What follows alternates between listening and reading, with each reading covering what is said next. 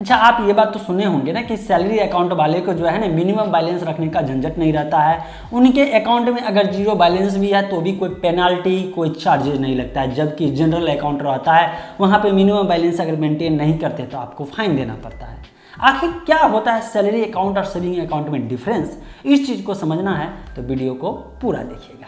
Hello दोस्तों, मेरा नाम है अजय और आप देख रहे हैं एज इन्फॉर्म। देखिए, सैलरी अकाउंट और सेविंग अकाउंट में डिफरेंस की बात करते हैं तो पहला डिफरेंस तो यही है कि जीरो बैलेंस वाला जो है झंझट नहीं रहता है। मतलब ये कि अगर आपका सैलरी अकाउंट है तो आप जो है जो भी पैसा आता है सब निकाल लीजिए, उसको जीरो कर दीजिए, फिर भी बैंक आप पे फाइन नहीं लगाएगी और फाइन नहीं लेगी आपसे।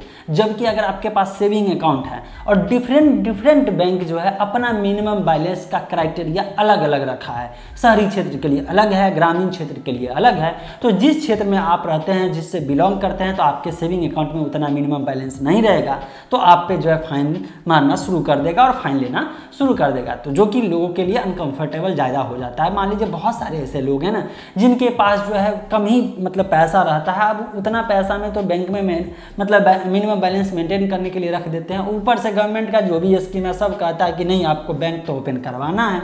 अब बैंक में अकाउंट ओपन कर लिए हैं और मिनिमम बैलेंस मेंटेन नहीं कर रहे हैं, फाइन जो पैसा रखा है वो भी कटते जाता है, डिडक्ट होते चला जाता है। ऐसा हो रहा है। तो अब यहाँ पे आता है मामला कि आखिर सैलरी अकाउंट ओपन कैसे होता है और सेविंग अकाउंट ओपन कैसे होता है। देखिए, अगर सेविंग अकाउंट की बात करते हैं तो कोई भी आदमी जो भारत का नागरिक है अपना पूरा डॉक्यूमेंट प्रूफ सबमिट करेगा और इसके बाद बैंक अकाउंट ओपन कर सकता है। खासकर आज के डेट में आधार कार्ड लिंक होने के बाद जो है लोग जो है सिर्फ आधार कार्ड लेके जाते हैं और किसी गारंटर को भी ले जाने की जरूरत नहीं पड़ती है और आपका अकाउंट ओपन हो जाता है। जबकि यहीं पे अगर आप सैलरी अकाउंट ओपन करवाना चाहे तो ऐसे नहीं है कि आप जाएंगे और बोलेंगे मैं इस कंपनी में काम करता हूँ, मेरा सैलरी अकाउंट ओपन कर दीजिए। नहीं, ऐसा नहीं होगा।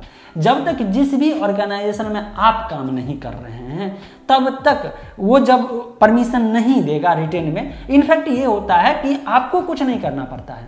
जिस ऑर्गेनाइजेशन में आप काम कर रहे हैं वही जो है आपका सैलरी अकाउंट ओपन करवा देती है। आपके जो डॉक्यूमेंटेशन की जरूरत पड़ती है आपको बोल दिया जाता है ये डॉक्यूमेंट लेकर के आप अवेलेबल रहें या ब्रांच जाए, और वो जब मेंशन करेगा कि ये कहाँ काम कर रहा है तो जो आपका ऑर्गेनाइजेशन है वो जो परमिशन देता है तो वो उसमें एक तरह से लिंक हो जाता है कि हाँ ये यहाँ काम कर रहा है।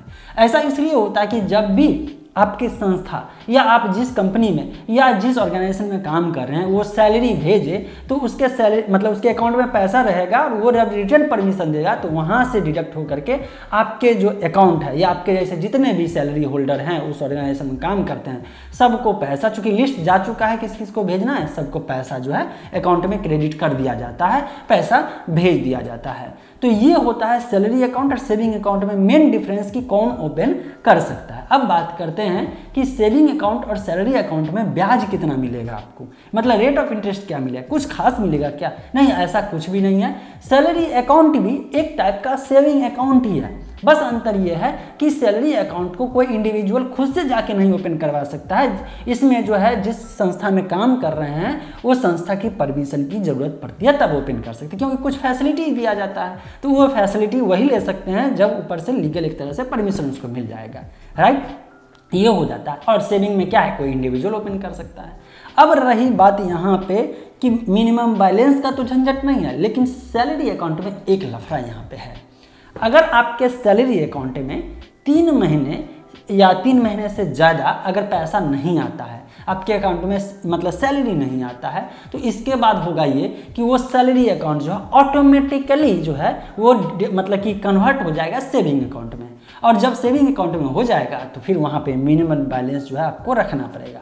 ऐसा इसलिए होता है कि बहुत सारे जगह देखा गया है कि लोग जो है सैलरी अकाउंट ओपन तो करवा लिए और कुछ दिन बाद कंपनी छोड़ दिए या कंपनी हटा दिया या दूसरे कंपनी में वो चेंज कर लिए, चले गए। अब वो अकाउंट ऐसे के ऐसे रह गया। अब ऐसे जब रह जाएगा उसमें सैलरी नहीं आएगा तो जीरो बैलेंस का तो फैसिलिटी ये ले नहीं सकता है और इसीलिए जो है मिनिमम बैलेंस रखना पड़ता है। और मिनिमम बैलेंस का जो है मतलब कि ये तरीका या कह सकते हैं टेक्निक इसलिए है क्योंकि बैंक अकाउंट को मेंटेनेंस करने के लिए बैंक के पास इतना इंफ्रास्ट्रक्चर है जिस पर पे पैसा खर्च करना पड़ता है, इसीलिए मिनिमम बैलेंस रहेगा तभी तो उस अकाउंट के मेंटेनेंस में जो खर्च लगेगा वो पूरा हो सकता है। बैंक का ये तर्क रहता है और लोग इसके कारण जो है बहुत सारे पैसे और फाइन भी देते जा रहे हैं। और रही बात ब्याज की, तो मैंने आपको बता दिया, इसमें जो ब्याज मिलता है सिंपल जैसे सेविंग अकाउंट में ब्याज मिलता है ना, इंटरेस्ट मिलता है, उतना ही आपको इसमें भी मिलने वाला है। अगर कहीं पे जिस बैंक में है वो अपने सेविंग अकाउंट पे 3% ब्याज दे रहा है सालाना, तो उसी बैंक में अगर आपका सैलरी अकाउंट है तो आपको भी 3% देगा, ज़्यादा और एक्स्ट्रा नहीं देने वाला है। डिफरेंस कहाँ पे होता है समझिए, अगर आपने SBI में आपका सैलरी अकाउंट ओपन करवाया है तो ऐसे में आपको बेनिफिट ओवरड्राफ्ट की मिलेगा, 2 महीने की सैलरी का ओवरड्राफ्ट भी मिल जाता है। दूसरा कि जो है दूसरे ATM में जो है अनलिमिटेड ट्रांजेक्शन का भी फैसिलिटी मिल जाता है।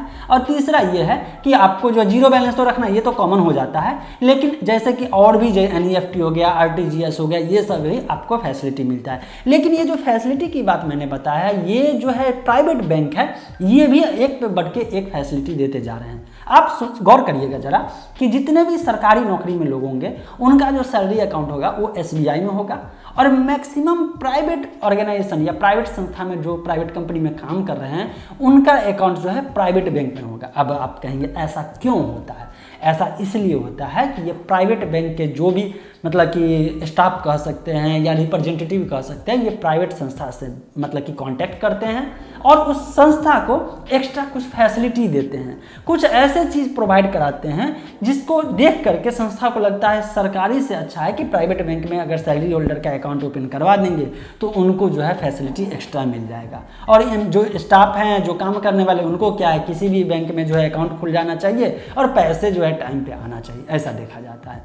आपका क्या ओपिनियन हो तो बताइएगा। साथ में ये जानना चाहता हूं कि आप अगर सैलरी होल्डर हैं तो आपका सैलरी अकाउंट किस बैंक में है, और अगर सैलरी होल्डर नहीं है तो आपका सेविंग जो अकाउंट है वो किस बैंक में है, नीचे मेंशन जरूर करिएगा ताकि लोगों में पता चले कि किस बैंक में जो है सबसे ज़्यादा जो है लोग जो अपना अकाउंट ओपन करवाए हुए। आई होप कंटेंट बढ़िया लगा, शेयर कर दीजिए, लाइक कर दीजिएगा। मिलते हैं फ्रेश अपडेट के साथ नेक्स्ट वीडियो।